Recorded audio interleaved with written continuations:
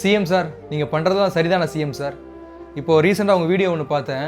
இந்த ரீல்ஸ் பண்ணக்கூடிய ஜீவா தேவான்னு சொல்லி ஒரு சின்ன பசங்களை கூப்பிட்டு வச்சு, ரீல்ஸ்லாம் நீங்கள் சூப்பராக பண்ணுறீங்க, உங்கள் ரீல்ஸ்லாம் நான் பார்ப்பேன், நல்லா படிங்க அப்படின்னு சொல்லி வீடியோ வந்து போட்டிருந்தீங்க சார்.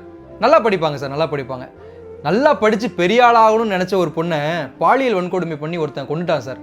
அது பார்த்துருப்பீங்கன்னு நினைக்கிறேன் சார். அப்புறம் நல்லா படித்து பெரிய ஆளாகணும்னு நினைக்கிறவங்கள போதைக்கு அடிமையாகி கொள்கிறாங்க சார். அதெல்லாம் நம்ம தமிழ்நாட்டில் நடந்துகிட்டு இருக்கு சார்.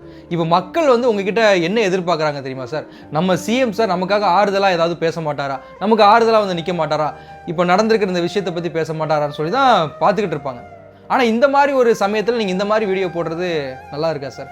நீங்கள் அவங்கள வாழ்த்தணும், நல்லா பண்ணுறாங்க, அவங்களுக்கு அப்ரிஷியேட் பண்ணணும்னு சொல்லி நினைக்கிறீங்க சார், ஓகே. ஆனால் அதுக்கான நேரம் இது கிடையாது சார்.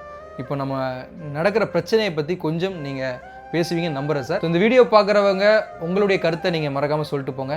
நன்றி.